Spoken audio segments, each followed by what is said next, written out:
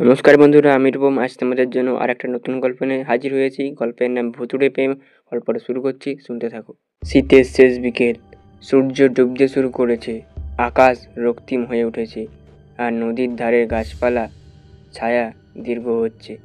নদীর পাশে ছোট্ট গ্রাম বংশীপুরে এই সময় খুব একটা লোকজন দেখা যায় না। তবে শ্রেয়া আজ নদীর ধারে বসে আছে একা। তার লম্বা কালো চুলগুলো হাওয়ায় উড়ছে।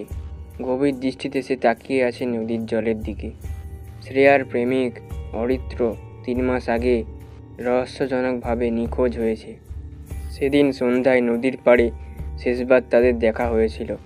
অরিত্র বলেছিল, আমি আবার ফিরে আসবো শ্রেয়া, আমাকে ভুলে যেও না। তারপর থেকে অরিত্র আর ফেরেনি। গ্রামে কানাঘুষো শুরু হয়, অরিত্র নাকি নদীতে ডুবে গেছে, কিন্তু শ্রেয়া বিশ্বাস করে অরিত্র বেঁচে আছে। আজ শ্রেয়া যখন নদীর ধারে বসেছিল, তখনই একটা শীতল বাতাস বয়ে গেল। তার শীত দাঁড়াবে একটা ঠান্ডা অনুভূতি নেমে এলো। হঠাৎ তার কানে একটা পরিচিত কণ্ঠস্বর ভেসে এলো, শ্রেয়া। শ্রেয়া চমকে উঠল। ধীরে ধীরে পেছনে তাকিয়ে দেখে অরিত্র দাঁড়িয়ে আছে।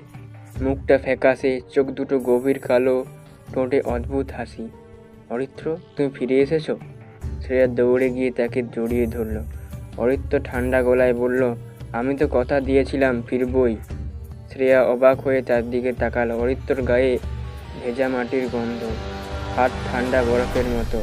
অরিত্র ধীরে ধীরে শ্রেয়াকে বলল, শ্রেয়া, তুমি কি আমায় ভালোবাসো এখনো?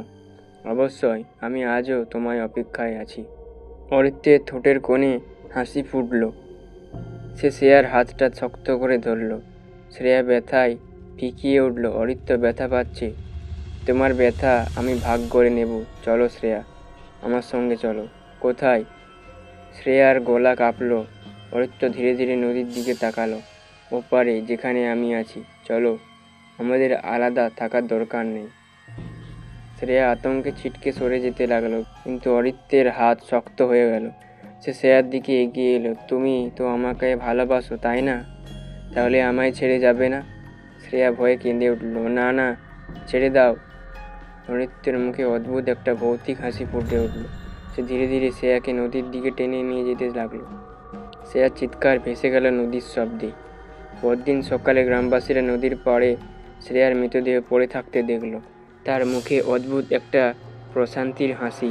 কেউ কেউ বলে অরিত্র তার প্রেমিকার জন্য ফিরে এসেছিল, আর শ্রেয়া তাকে ফিরিয়ে দিতে পারেনি। আজও সন্ধ্যায় যখন নদীর পাড়ে বাতাস বয়, তখন অনেকেই বলে শ্রেয়া আর অরিত্রকে নাকি হাত ধরে নদীর পাড়ে হাঁটতে দেখা যায়।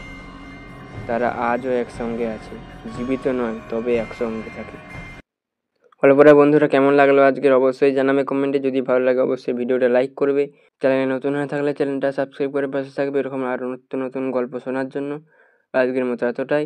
পরের দিন ঠিক সন্ধ্যে 7টার সময় দেখা যাচ্ছে একটা নতুন গল্পের সাথে। ধন্যবাদ।